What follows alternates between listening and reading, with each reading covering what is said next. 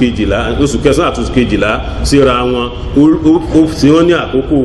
ọlọ́lá kí wá ní àwọn ọlá tí ń bẹ àkọ́kọ́ nú ẹ̀ náà ni wípé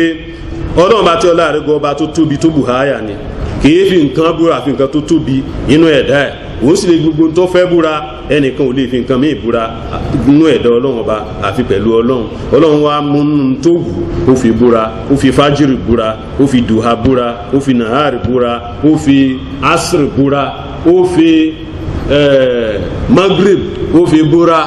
ó fi àkókò ṣáà ó fi búra ọlọ́run bá tí ọlá àkókò òru ó fi búra ọlọ́run bá tí ọlá rẹ̀ ga òun náà ni ó wá búra ó ní wal fajr wa layalin ashr ó ní òun fi agbára tó ń fi dá àlùfájàrí òun fi búra òun fi agbára tó ń fi dá àwọn òru mẹ́wàá kan fún tó wà fún ọjọ́ mẹ́wàá kan òun fi búra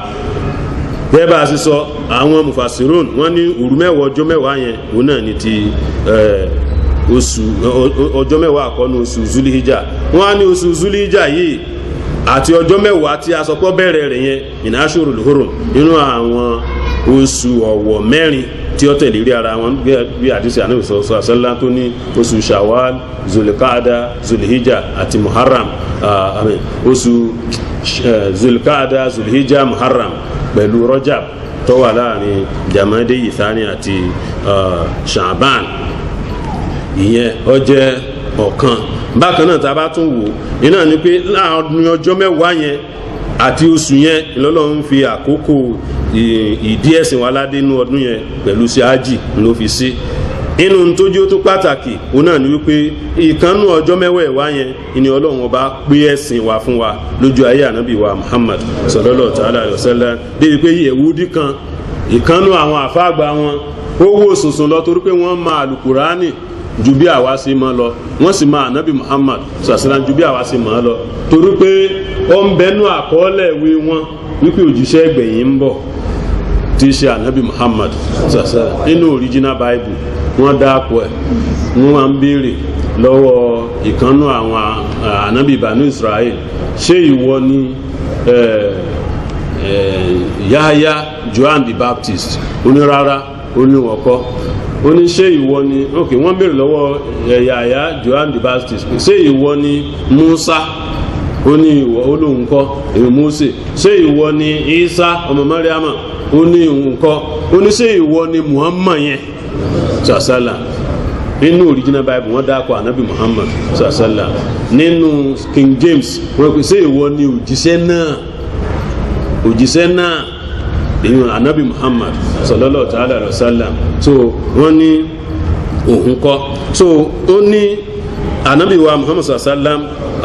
wọ́n mọ̀ nígbà tí ó ní ọjọ́ kan wá ń bẹ inú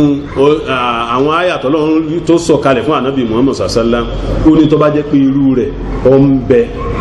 nínú ìwé tàwọn ó láwọn ó ti torí rẹ̀ fi ọrú ọjọ́ bẹ́ẹ̀ sí ọdún àwọn ti torí ẹ̀dá ọdún kalẹ̀ nínú ọjọ́ tí wọ́n sọ àyà yẹn kalẹ̀ wọ́n wá ní àyà wo ni ó ní àyà tí ń bẹnu orí karùn-ún ẹsẹ̀ kẹta Al-Qur'ani sọ pé al-yawma akmaltu lakum dinakum tọ́lọ́ ń kéde gbogbo àgbáńlá ayé látijọ́ títí rán àwọn òjíṣẹ́ bọ̀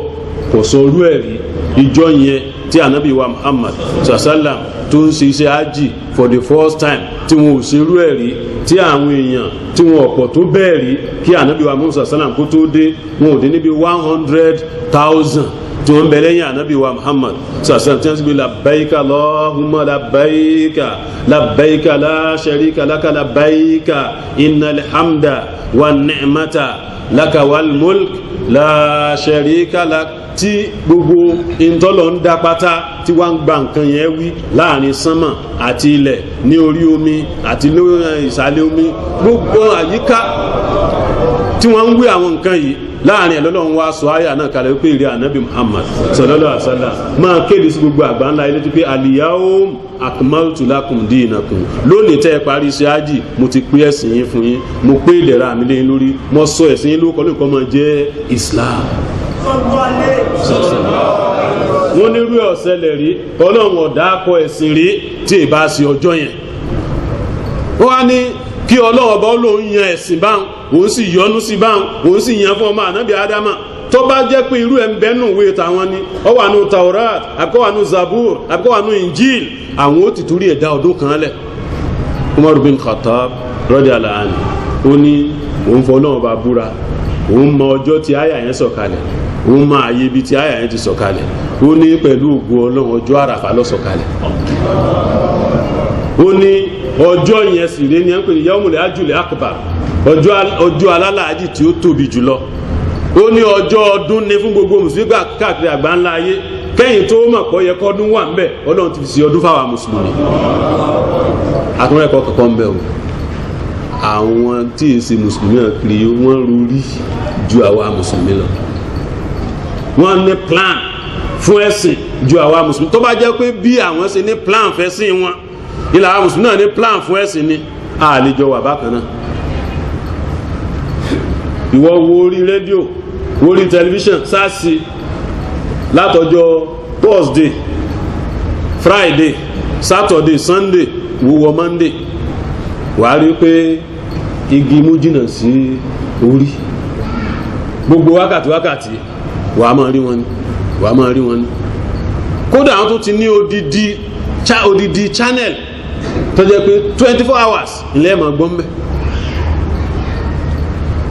ainal muslimun ìmùlà wá wà láti ayé ìjọ wọn bàbá ńlá wọn bí wọ́n sì máa ń ronú nù ẹwu àwọn mùsùlùmí ló ń gbé góòlù fún ìbáṣà àwọn lọ́lọ́ ń gbérú ẹ̀ fún ni àwọn bá ṣe báyìí alhamdulillah kọ́nà wọn gba islam náà lọ́wọ́ wa. ó ní àwọn ọjọ́ mẹ́wàá yẹn bí ó ṣe pàtàkì tó iná ni ọjọ́ tó lọ ń rí fáàsì inú alukuran kẹrin suratul hajj ayah 28 tó ní ayamu ma'lumat àwọn ọjọ́ tó gbajúmọ̀ fún adhikir fún ìrántí ọlọ́run tó lọ́nu wa yadhkuru ismallah ọlọ́ni wọ́n máa rántí ọlọ́run ọba lọ́pọ̀lọpọ̀ fi ayyamin ma'lumat inú àwọn ọjọ́ tí ó gbajúmọ̀ ní ọjọ́ mítẹ́ gbogbo ti mọ̀ yẹn ala ma razaqahum min bahimatil an'am tí ó ń kálukú wọn máa pa sọdún àwọn ẹran tó fi ṣe àrísìkí fún wọn ẹni tí ó pa àgbò yóò pa àgbò ẹni tí ó pa màálù yóò pa màálù ẹni tí ó pa ewúrẹ́ ẹni tí ó pa ràkúnmí kódà ẹni tí ó pa ẹdìẹ ẹni tí ó pa pẹ́pẹ́yẹ àbí tòlótòló gbogbo ẹ̀ iná ni ìjọsìn ìjọ náà ní ọjọ́ yẹn. so àwọn ọjọ́ yìí iná ni Ọlọ́run bá tí ọlá rẹ̀ ga ìní ó ń rí fáàsì ìkànnà ọjọ́ mẹ́wẹ̀ẹ̀wá yẹn náà ni ìní ànábì wa Muhammad sallam sọ pé inú ọjọ́ yìí àgàgọ́ ọjọ́ ọ̀pẹran ń bẹ abdul ayam dunia olo náà ni ọjọ́ tí wọ́n lọ́lá jùlọ tó lọ́n sì nífẹ̀ẹ́ sí jùlọ tó sì ga jù ní ipò jùlọ inú àwọn ọjọ́ tí ń bẹ ní ayé